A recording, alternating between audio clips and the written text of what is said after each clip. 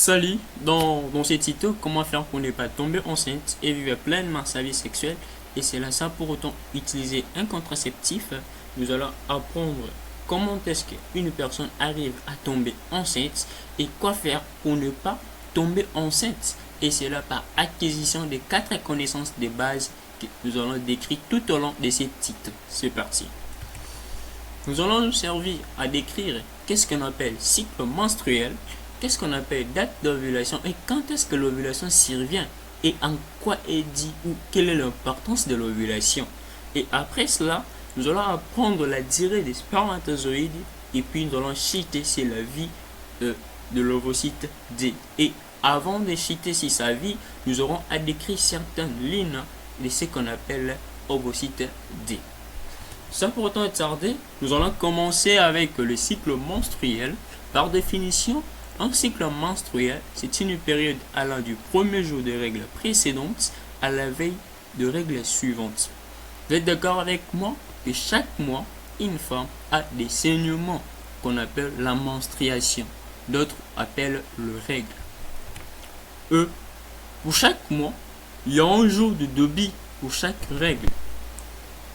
Ainsi, dans 2 mois, on suppose que la femme a vu ses règles 2 fois. Et pour savoir son cycle menstruel, il va falloir compter de le premier jour de règles précédentes à la veille de règles suivantes. Cette période allant du premier jour des règles précédentes à la veille de règles suivantes, c'est une période qu'on appelle cycle menstruel. Ça a un nombre. Alors, pour compter son cycle menstruel, nous nous sommes servis de ces petits calendriers du mois de décembre 2021. On suppose que la femme, tout au long de ces mois ici, a vu 2 fois ses règles. La première fois, ça a été le 1er décembre, ainsi que la deuxième fois, c'était le 31 décembre. On suppose que le 1er décembre, qui est le mercredi, c'était le premier jour qu'elle a vu des taches sanguines dans ses sous, qu'on suppose de règles. Et arrivé le 31 du même mois, elle revoit encore le même phénomène. Ainsi, son cycle menstruel est la période allant du 1er décembre au 30 décembre. Soit le 30, si son cycle menstruel va du 1er décembre jusqu'au 30 décembre. Ce cycle a un nombre qu'il faudrait bien connaître lorsqu'on veut vivre pleinement sa vie sexuelle. Et pour ce faire, on commence à compter le premier jour qu'on voit de règles jusqu'à la veille des règles suivantes. Dans ces cas, le premier jour, c'est le 1er décembre et à la veille, c'est les 30. On commence à compter de le premier jour, qui est le jour premier de notre cycle, ainsi que la veille, c'est le dernier jour de notre cycle. Pour notre fille, son cycle menstruel est de 30 jours, soit du 1er jusqu'au 30. Mais cela n'est pas identique à toute femme. Chaque femme a son degré de fonctionnement qui fait en sorte que son cycle ne soit pas identique à une autre. Chacune a son cycle et il est préalable de bien maîtriser le nombre de son cycle pour ne pas tomber dans le piège. Alors pour ce faire, il faudrait compter tel que décrit dans cette page qu'on voit que le cycle menstruel c'est une période qui va du premier jour des règles précédentes à la veille des règles suivantes. Cette période intermédiaire entre 2 règles, c'est ce qu'on appelle cycle menstruel. Pour notre fille qui a commencé, qui a vu ses règles le 1er décembre et la revoit encore le 31 décembre, compte son cycle du 1er à la veille des règles suivantes. La veille des règles suivantes, c'est le 30 décembre. Ainsi, son cycle va du 1er décembre au 30 décembre. Ce cas est plus particulier pour cette fille, mais pour d'autres, elle le cycle peut varier de 22 à 40 jours et en moyenne, c'est 28 jours. À présent, nous allons apprendre à connaître qu'est-ce qu'on appelle cycle menstruel et comment est-ce que le cycle menstruel se déroule tout au long d'un mois et quels sont les phénomènes le plus important à connaître tout au long de ces mois pour arriver à atteindre le but de notre tuto qui est de ne pas tomber enceinte tel que décrit dans le première ligne. Ce qu'il faudrait connaître et maîtriser, qu'un cycle menstruel est divisé en deux phases. Au début, c'est la première phase, ainsi qu'en deuxième position, c'est la seconde, qu'on appelle la phase lutéale. Ainsi, la première phase, c'est la phase folliculaire. Parmi les deux phases, la plus importante à maîtriser et à connaître, c'est la phase lutéale ou la seconde phase. Le pourquoi, nous le saurons plus tard. Ce qui est à noter encore, que la phase folliculaire, c'est une phase qui est constante pour chaque cycle et sa durée dépend d'une femme à une autre. Parce qu'on l'avait dit au début que chaque femme a sa durée de cycle menstruel et ceci dépend d'une à une autre et selon le décret de son fonctionnement. Ainsi, la phase lutéale, c'est une phase qui est constante qui dit 14 jours. Que ce soit pour une fille qui a un cycle de 22 jours, de 23 jours, de 40 jours, de 30 jours, ce qui est à noter, c'est que sa phase lutéale ne va durer que 14 jours.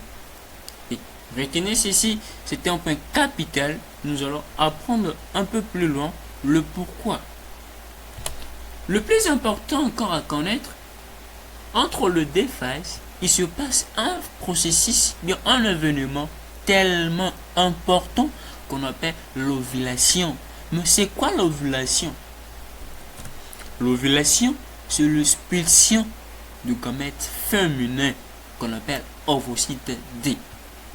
Avant de décrire ce qu'on appelle ovocyte D, venons d'abord comprendre certaines expressions, bien certaines pensées ou vérités.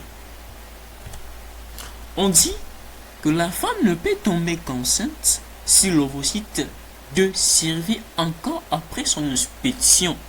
Or, cette cellule ne dure que pendant 24 heures. Et après 24 heures, elle ne survit plus. Elle doit mourir. Et pour que la femme puisse tomber enceinte, il faudrait que cette cellule survive encore. Et c'est là pendant les 24 heures qui suivent son expulsion. C'est quoi en fait l'ovocyte D? L'ovocyte D, c'est une cellule de reproduction ou en quelque sorte cellule qui permet qu'il y ait fécondation. Sans ovocyte D, il ne peut non plus avoir fécondation. Parce que la fécondation résulte de la fusion entre l'ovocyte D et le spermatozoïde. Ainsi, l'absence de l'ovocyte D empêche qu'il y ait fusion et non plus pour parler d'une fécondation. Or, sans la fécondation, on ne peut non plus parler de la grossesse. Si on fait ça en quelque sorte pour ne pas entrer plus profondément et rendre notre tuto plus complexe. Or, ce qui est encore important à connaître, comment déterminer sa date d'ovulation. Parce qu'on a dit dans la page précédente que ce n'est que pendant la période de survie de l'ovocyte D, après l'ovulation, qu'une femme peut tomber enceinte. Mais comment déterminer cette date exactement? Alors, ce qu'il faudrait connaître, on peut déterminer le jour, mais pas l'heure, ou bien la minute, ou bien la seconde exacte où a lieu le processus de l'ovulation, sauf si on fait recours aux techniques sophistiquées dans le laboratoire. Alors, pour ce faire, on va utiliser cette date, qui est la date d'ovulation, égale X moins 14. On suppose que X, on ne suppose pas, mais on sait très bien que X, c'est le nombre de jours de son cycle menstruel. On avait vu dans la page précédente comment est-ce qu'on arrive à savoir le nombre de jours de son cycle menstruel. Et c'est là, c'est simple. Il faudrait juste compter le premier jour qu'on va serrer. Et comme on connaît déjà le nombre de cycles de le nombre de jours de notre cycle menstruel, on soustrait par moins 14. Le moins 14 est la durée de la phase lutéale. On avait dit dans les pages précédentes que la phase lutéale, c'est une phase qui est constante, que peu importe le cycle, cette phase ne change pas sa durée. Elle est toujours de 14 jours. Ainsi, pour connaître la date d'ovulation d'un cycle menstruel, il n'y a qu'un seul prérequis, qui est de connaître le jour de son cycle menstruel. Est-ce que son cycle est de 20 jours, son cycle est de 30 jours ou bien de 28 jours? Là, ça dépend d'une personne à une autre. Mais à la fin, pour connaître la date d'ovulation, il ne suffit que de soustraire par moins 14. Pour notre exemple, lorsqu'on soustrait 30 moins 14, le reste c'est 16, puis on comprend que les 16 est le jour de notre date d'ovulation. Donc pour ce cycle, la femme devient fertile ou à la probabilité de pouvoir tomber enceinte qu'à partir du 16e jour. Mais qu'est-ce qui arrive exactement? Comme on l'avait dit dans le titre, dans le page précédente, que l'ovocyte qui ne survit que pendant 24 heures, ou bien la femme ne peut que enceinte pendant 24 heures, on comprend que à partir du 16, qui est la date probable de notre ovulation, qui suit le jour suivant, bien le 17, la femme est féconde. Donc, allant du 30 du premier où elle avait premièrement serré, le 30 ou le jour de la fin de son cycle, pendant tous ces temps-là, elle ne peut tomber enceinte que soit le 16 ou bien le 17. Ainsi, le 16e jour, c'est le jour le plus probable qu'elle tombe enceinte. Mais le problème qui se pose encore là, on ne connaît pas. Est-ce que cette ovulation a eu lieu le matin, a eu lieu à midi ou bien le soir? D'où par prudence, bien par prévention, il serait aussi souhaitable de considérer le 17e jour pour ce cycle ou bien le jour qui vient après l'ovulation, une date qui est potentiellement risquée, qu'on ne peut pas avoir de la science sans pour autant se faire protéger. Et qu'en dehors de ceci, il y a encore un inconvénient, bien une chose à comprendre et à retenir, qui est la date, bien la durée de survie des spermatozoïdes. Normalement, le spermatozoïde dit de 3 à 5 jours.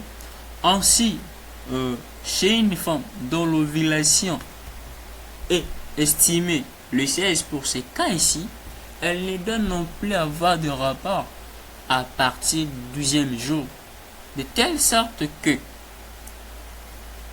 si on tient compte de durée de vie du spermatozoïde, qui va de 3 à 5 jours, un rapport le 12 décembre non protégé a une probabilité que le spermatozoïde survive encore dans le corps de la femme jusqu'au 16e jour et potentiellement pouvoir rencontrer l'ovocyte au moment de son impulsion.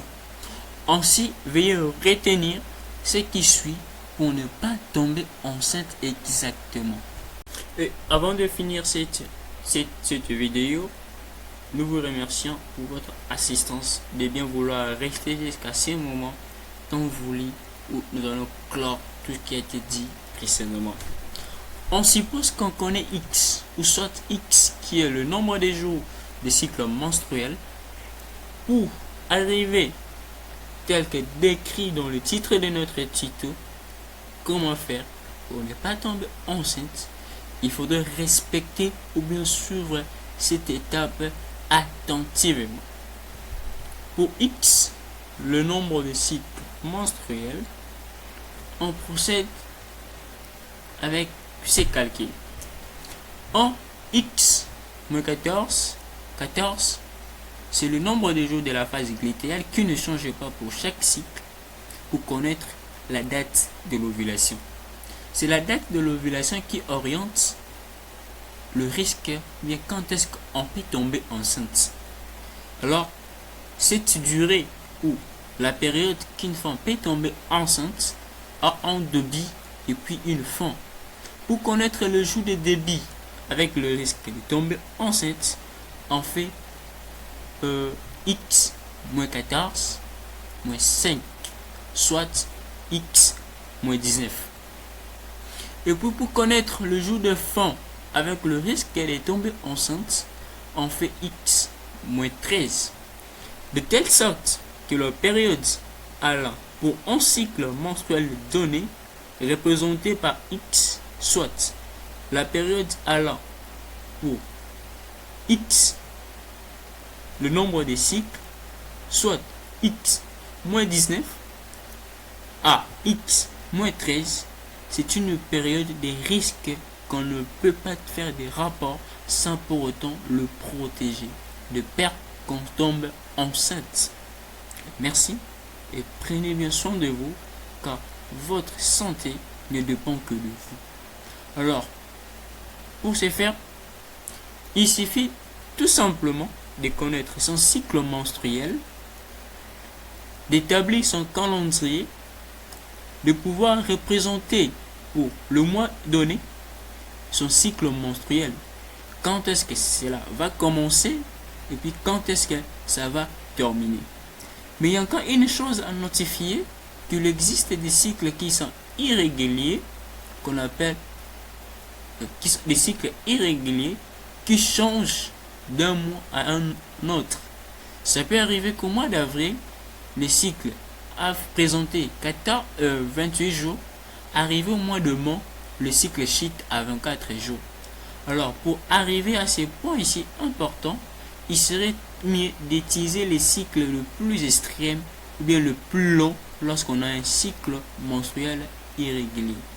Et à suivre la même rubrique pour arriver à calculer bien, à connaître la période de risque de tomber enceinte. Alors je disais, il suffit juste de faire un calendrier qu'on connaît bien son X, qui est le nombre de jours de son cycle menstruel. Et dans ces calendriers, crochet à partir de X moins 19 jours et mentionner cela en rouge, c'est le jour de début d'une période potentiellement de risque de tomber enceinte. Et faites de la même chose X moins 13 jours que le jour de fin qu'on ne peut plus tomber enceinte. Ainsi, essayez un peu d'arracher cette période de jours avec les stylos rouges et mettez-vous en tête que durant cette période, vous ne pouvez non plus avoir de rapports non protégés de peur que vous ne tombiez enceinte. Restez branchés et n'hésitez pas de vous abonner ainsi que d'activer la cloche de notification pour recevoir encore plein d'autres tutos sur la même matière. Veuillez passer une excellente fin d'année. Je vous souhaite mes meilleurs vœux. À bientôt. Bye bye.